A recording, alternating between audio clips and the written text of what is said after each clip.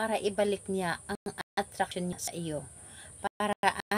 Para ma-attract siyang muli sa iyo. Yung tipong napakaganda, napakagwapo niya, or napakagwapo mo sa kanyang paningin. Hello mga guys, kumusta kayo? Panibagong araw, panibagong video na naman tayo. And sa araw na ito, isa na naman video ang aking tuturo sa inyo na simpleng gabay o simpleng pamamaraan na makakatulong sa atin. At bago ang lahat, gusto ko lang mag-disclaimer sa mga taong hindi naniniwala at hindi gusto ang mga kagaya nitong video. Please skip this video and maghanap kayo ng videos na gustong gusto nyo, dahil ang video na ito ay para lamang ito sa mga taong naniniwala and gusto mag-try. So ayun po ang ating gagamitin dito sa paggawa ng ritual na ito. Kailangan mo lamang dito maghanda ng pula or pink na kandila.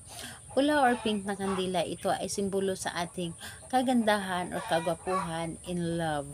And ayun po, kailangan din natin dito ng larawan ng inyong target. So ayun po, pwede yung printed, pwede yun rin yung sa ID size lamang, pwede po yon. And kapag handa na yung ating naibanggit na ating gagamitin, i-ready mo ang inyong sarili. Paano?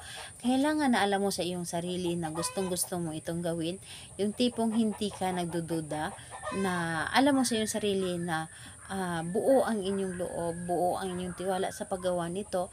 Dahil kapag ikaw ay gumawa ng isang ritual at hindi buo ang iyong tiwala at hindi ka naniniwala, sayang ang inyong oras nito sa paggawa. Dapat po ay buo ang iyong tiwala at paniniwala sa paggawa nito.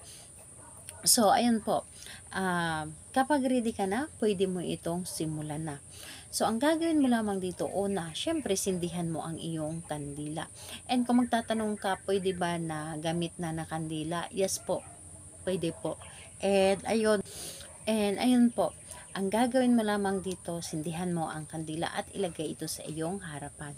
And habang nakalagay ito sa iyong harapan, titigan mo muna ang kandila. Kumbaga, magbibigay ka ng energy. Yung hihigupin mo ang energy para mas mabilis mo itong mapapagana.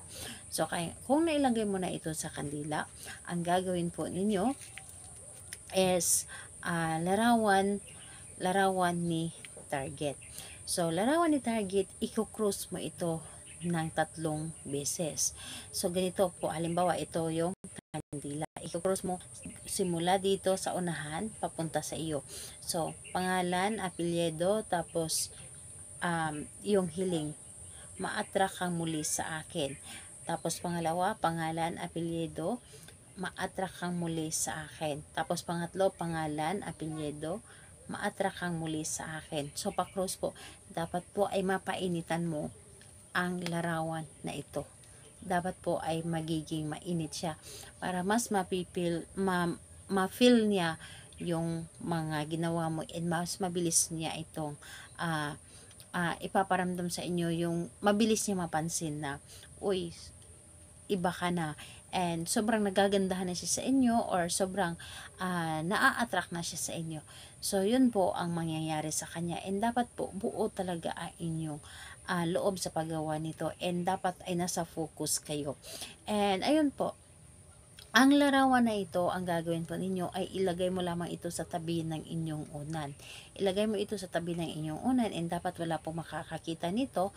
Dapat ay ikaw lamang. And kung magtatanong ka, pwede bang sa ilalim ng inyong unan? Yes po, pwede. Pwede sa loob ng inyong punda ng inyong unan. Pwede din po. Basta, importante hindi ito makita ng iba. So, ayun.